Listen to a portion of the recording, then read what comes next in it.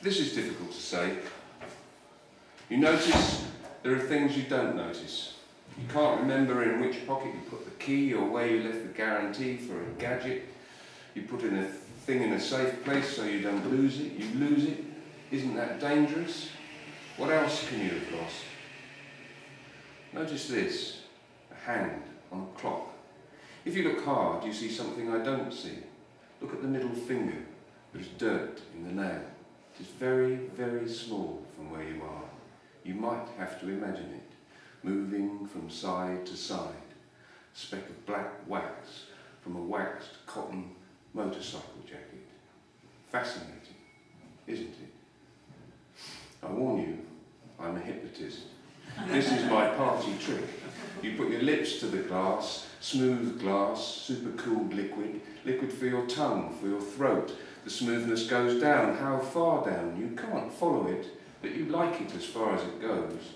You take another sip, mouthful, sip, mouthful, sip, mouthful. Careful. It is easy to be hypnotised.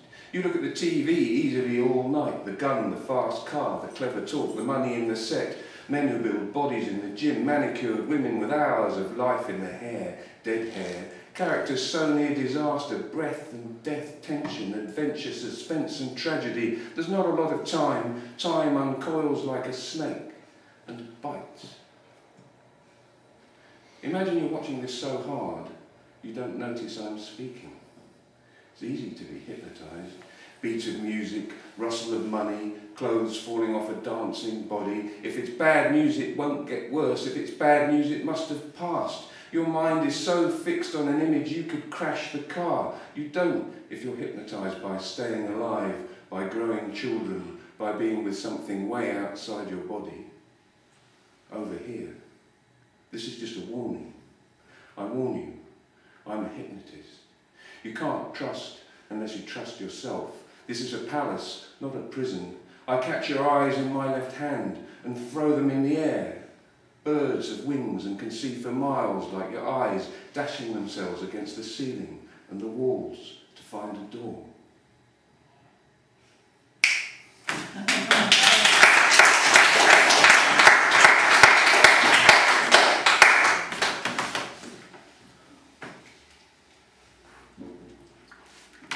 Everything is twisted.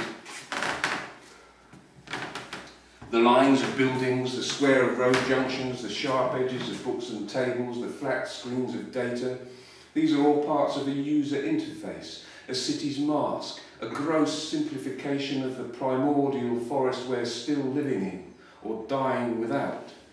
Behind the mask, the real world shimmers in the heat of the living, pirouetting energy, twisting trunks and flexing limbs, gnarled bark and fluted xylem in tight-packed vortices of life, fountains of green energy pierce the air, liquid with the tangled scent of birds, flowers, beasts, fungi, decay and humans, whose ideas teem and squirm like smoke ascends, curling into, rotating, diffusing into and tainting oxygen. Humans, with their twisted DNA, the copyright of twisted fools, on their twisted path of birth to death and death to wriggling soil, scorch the earth.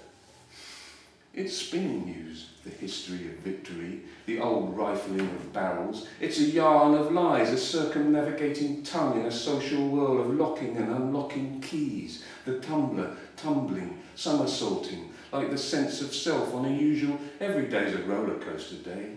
Everything's twisted. The lift of wings, the flick to cut the air, the downward thrust, the rising bird, the swing of thigh, the bend of knee, the fall, the kiss of outside heel to inside ball of foot and push of toes, the perambulating miles, the arms, rotor arms, spinning cranks, drive shafts, propellers and turbines, moving round a line through time. Everything's twisted. It's a twisted world of half-truths, lies dissembling and masonry bits of emotion drilling into the edifice of reason beside the rotating tails of sperm, of cats and dogs. Cynical worms of thought screw up plans and twist the future. Stretched nerves recoil and twist themselves into a brain. Everything's twisted, the curving path of falling eggs, meteors and returning shuttles. The wind twists the clouds, the air, the sea, the leaves attached to twisted trees, the leaves detached and twisting over ground. The earth twists in the twisted solar system, in the twisting Milky Way. The moon twists its face to stare at us 24 hours a day.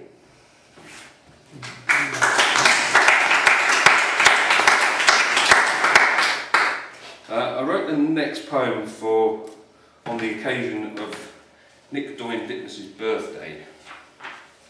Nick Doyne-Ditness is an excellent bass player, but it's for anyone who had a birthday this year.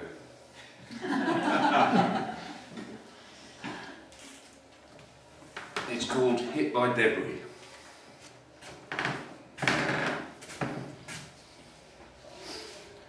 Which came first, the sperm or the egg, God or the ape god? Which was it? The nose coming round the corner, or the fingers on top of the wall? Was it footprints filling with water, or an elbow holding the door for the tray carrying tea from Afghanistan, or linen for a guest's bed, a cry or a crown of the head, hairs plastered with baptism juice?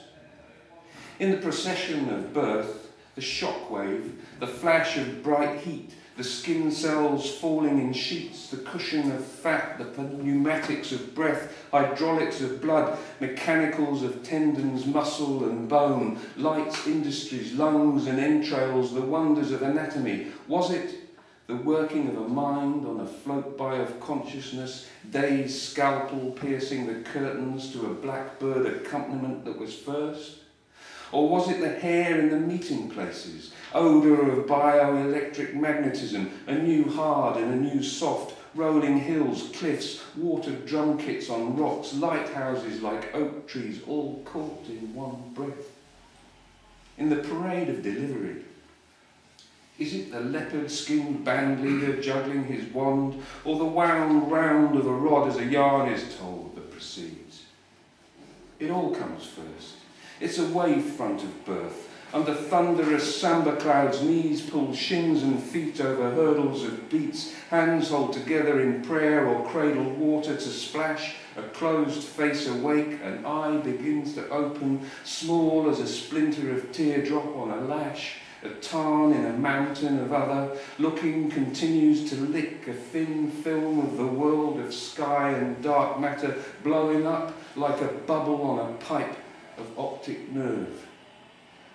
Disturbing the blast fronts, your friends should be known as, your birth is an explosion that's still going on, and long may it continue to do so.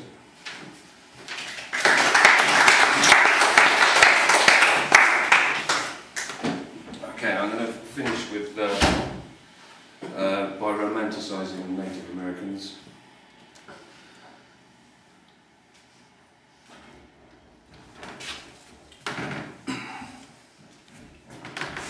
It's called For People Who Die in Prisons. Some birds of prey are strung so high on sight and flight that cages round them don't touch them but slice them, whose wings stretch far wider than our horizons.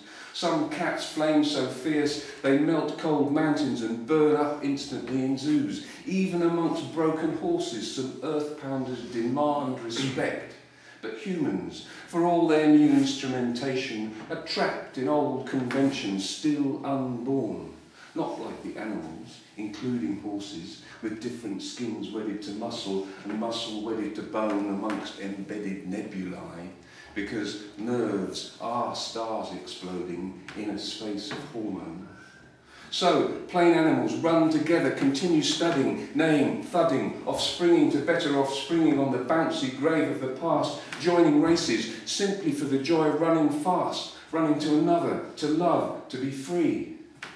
Native Americans understand, and in their big heart bravery win respect and the joy of running among buffalo floods, red dust, sharp sweat, smoke in the rippling heat haze, under white light, a burning nipple in a blue breast sky.